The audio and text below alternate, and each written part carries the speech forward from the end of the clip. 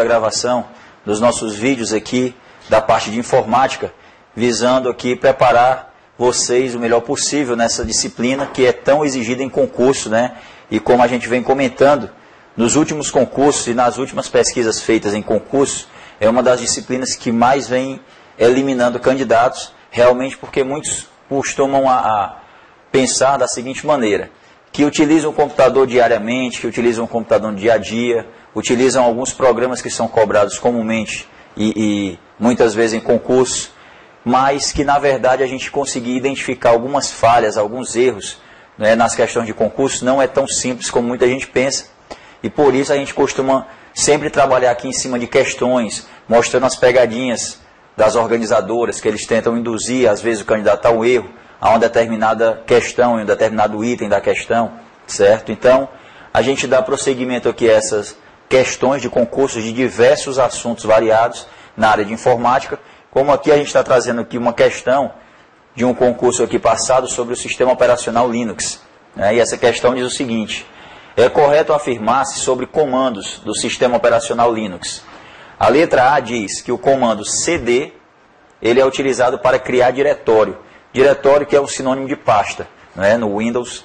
Então nós temos a criação de diretórios, muitas vezes em interfaces gráficas e sistemas operacionais, através do uso do botão direito do mouse, na lista de opções, apontar para a opção novo, criar uma pastazinha por meio dessa opção, ou através de menu, sendo que as questões de Linux é muito comum que sejam cobradas aqui dessa forma, né, através ainda de comandos de texto, como se utilizava antigamente, por exemplo, no MS-DOS da Microsoft. Então, como o Linux ele é um software, ele é um sistema operacional de código aberto, livre, então existem inúmeras, centenas de distribuições Linux, digamos assim, espalhadas pelo mundo todo.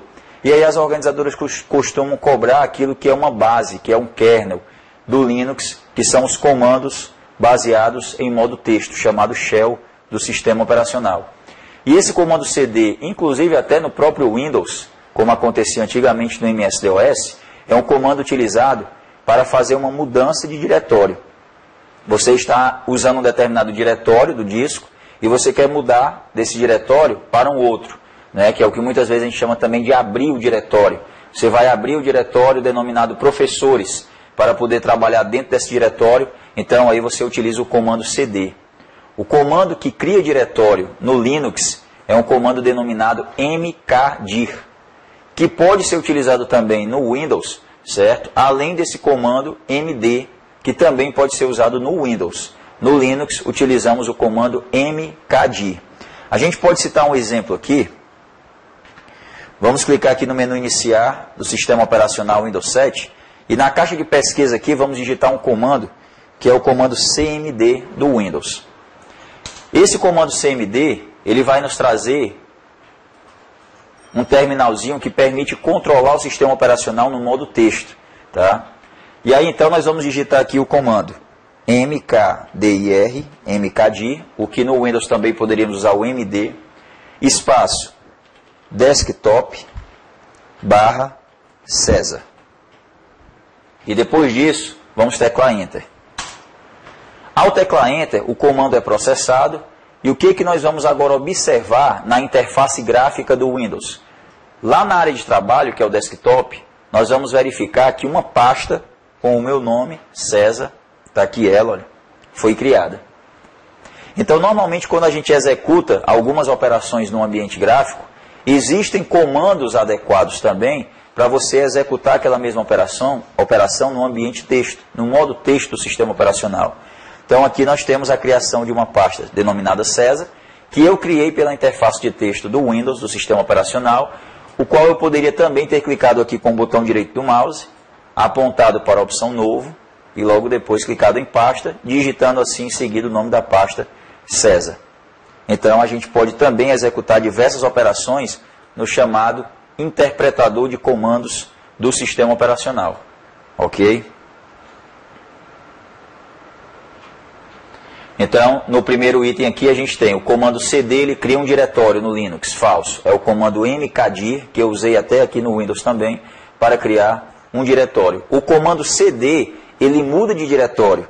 Se eu observar aqui no chamado prompt de comando, dessa máquina aqui está mostrando que o diretório atualmente sendo utilizado em C2 pontos é o diretório vou passar.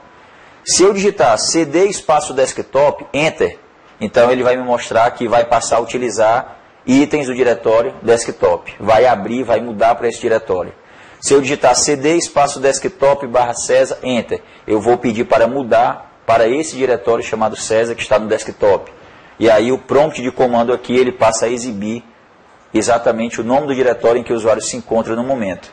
Então, no caso, o comando cd, ele permite a mudança de diretório. Então, esses dois comandos aqui, eles estão invertidos. Ó.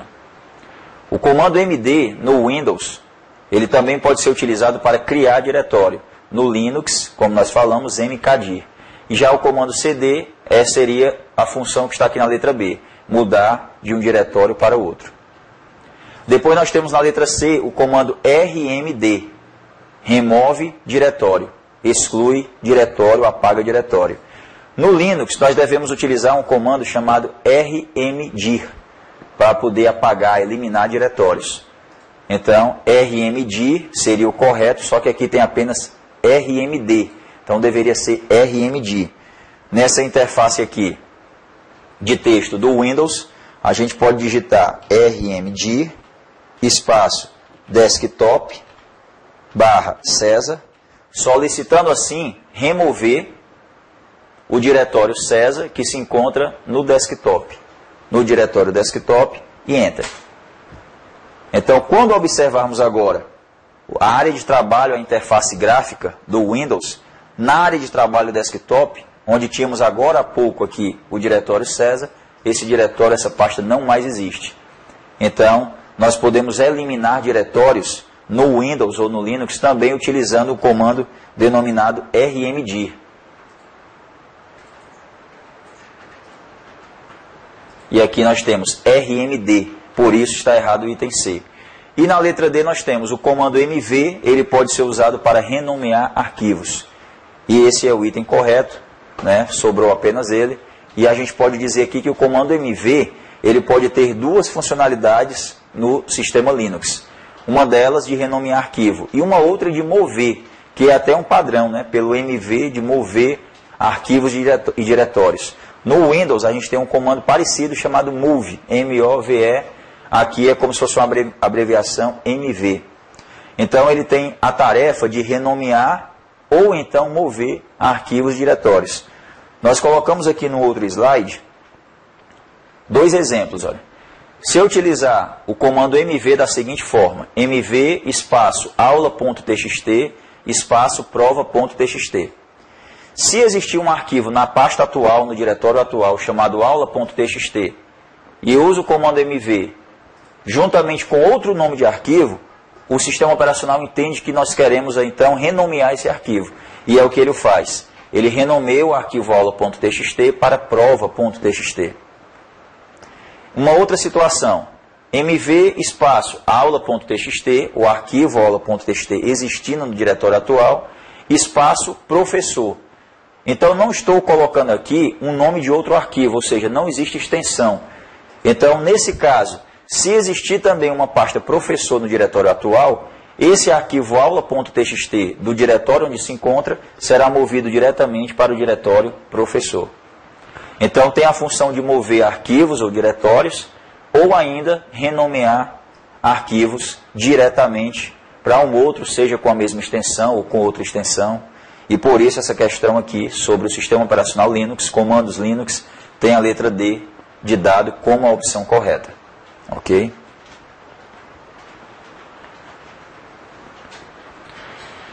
A questão seguinte, de número 14, já é sobre o sistema operacional Windows.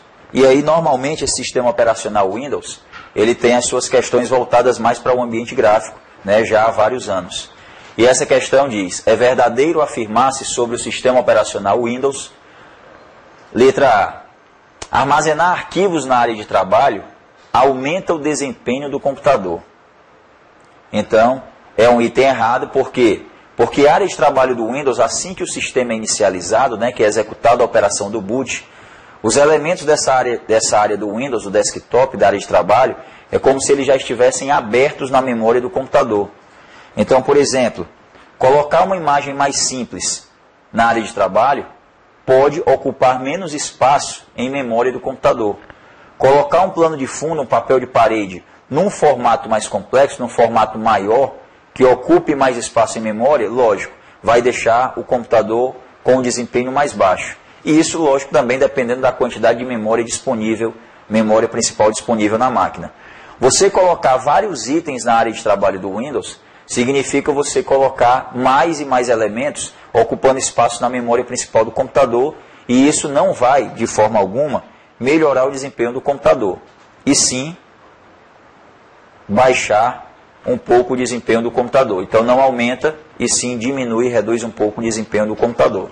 E dependendo de máquinas com uma quantidade boa, maior de memória RAM, 4 ou 8 GB, colocar mais itens ou não na área de trabalho do Windows, o usuário não vai sentir muita diferença em termos de desempenho da máquina. Mas com certeza o item está errado, porque aumentar o desempenho do computador, isso não vai acontecer. Já a letra B diz que os modos de exibição dos arquivos de pastas podem ser ícones, lista e detalhes. Então, realmente, nós temos aqui no Windows vários modos de exibir os ícones nas janelas do sistema operacional.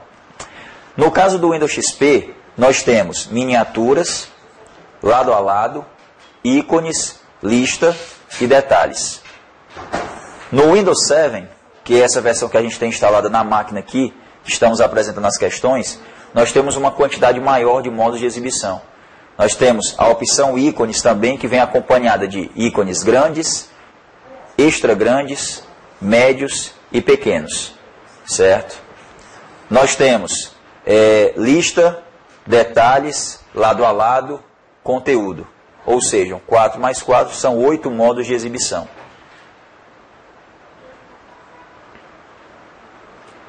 Vamos alternar aqui para uma janela de pasta do Windows. Vamos abrir aqui uma pasta chamada deixe-me ver, Office 2003. Nessa pastazinha Office 2003, nós temos aqui o botão chamado modos de exibição. E quando nós clicarmos, nós temos a opção ícones, extra grandes, grandes, médios e pequenos. Além destes, nós temos lista, detalhes, lado a lado e conteúdo. Então, dentro desses diversos modos de exibição, no Windows XP ainda tinha miniaturas, né, ícones, lado a lado, lista, detalhes. Esse aqui, o que é o Windows 7, tem uma quantidade maior. Nós temos várias maneiras de exibir esses ícones aqui na tela de uma forma diferente. Ícones extra grandes, ícones grandes, ícones pequenos. Então são várias maneiras de exibir os ícones na janela da pasta. Entre essas diversas maneiras, nós temos ícones, lista e detalhes. Esse é o item correto da questão. Logo em seguida nós temos, para excluir permanentemente um arquivo, ele tem que estar obrigatoriamente na lixeira. Não tem que estar obrigatoriamente na lixeira para que eu exclua de vez do disco, certo? De uma forma permanente do sistema, no caso. Eu posso muito bem selecionar algum item, como esse arquivo aqui, vou passar, .ppt, e pressionando simultaneamente as teclas Shift e Delete, nós temos, tem certeza de que deseja excluir esse arquivo permanentemente? Então eu não preciso jogar ele na lixeira, que seria, por exemplo, teclar Delete, tem certeza de que deseja mover este arquivo para a lixeira? E lá da lixeira eu vou excluir para excluir de uma forma permanente, né, do sistema. Eu posso simplesmente usar a tecla Shift e mais algum comando de exclusão, que seria clicar com o botão direito excluir, ou diretamente a tecla Delete, como fiz agora há pouco, para excluir de uma forma direta, sem precisar primeiramente enviá-lo à lixeira. A letra D diz, a barra de tarefas do Windows, que exibe os programas que estão em execução, os iconezinhos, não pode ser ocultada da área de trabalho. Isso também é falso porque, se eu clicar com o botão direito do mouse numa área livre da barra de tarefas, e em seguida nessa lista de opções clicar em propriedades, nós vamos ter aqui, ocultar automaticamente a barra de tarefas. E se eu clicar nesse item, ocultar automaticamente a barra de tarefas e OK, nós vamos ver aí que a barra de tarefas ela não aparece em nenhuma parte da tela. Ela fica oculta nesse caso. Então foram os itens aí dessa questão. E a letra B de bola foi a opção correta. E uma outra questão que nós temos aqui, sobre o navegador Firefox, Mozilla Firefox, é correto afirmar-se que, de início, a gente pode dizer aqui que é um tipo de navegador de internet, chamado browser também, que pode funcionar em qualquer tipo de sistema operacional, certo? Porque ele é um navegador, um software livre, né? Como se fosse um software que pudesse ser utilizado de forma gratuita e em qualquer plataforma de sistema operacional. E com isso a gente já pode logo eliminar 2 itens de uma só vez. Só pode ser usado com o sistema operacional Windows? Não, ele pode ser usado em vários sistemas, inclusive ele já vem em diversas distribuições do Linux já por padrão. E na letra B diz que só pode ser usado com o sistema operacional Linux. Não, embora ele já venha automaticamente em várias distribuições do Linux, ele pode ser usado também em máquinas com o sistema operacional Windows, como a gente já tem instalado aqui nesse computador no momento. Na letra D de dado, aliás, na letra C ainda, diz que ele não permite bloquear aquelas janelinhas pop-ups. São aquelas janelinhas, normalmente com algumas propagandas, que se abrem de uma forma automática quando a gente inicia algum site, abre alguma página da web. Então nós vamos clicar aqui no ícone do Firefox para abri-lo. E no menu Ferramentas, nós vamos clicar no comando Opções. E nessa janela aberta nós vamos clicar na aba Conteúdo e mostrar que aqui nós temos bloquear janelas pop-ups. Para evitar que essas diversas janelas venham abrindo, acompanhando um determinado site que nós acessamos. Então tem o recurso de bloquear essas janelas pop-ups, como também nesse comando do Internet Explorer nós temos bloquear as janelinhas pop-ups, e a informação aqui é de que não tem essa opção de bloquear janelas pop-ups. E então o item correto para o Mozilla Firefox é que ele pode ser usado tanto em máquinas que têm o sistema operacional Windows instalado, quanto o sistema operacional Linux. Então ele pode rodar, ele pode funcionar em diversas plataformas de sistema operacional. Ok? Então em breve a gente retorna aí para a gravação e dá continuidade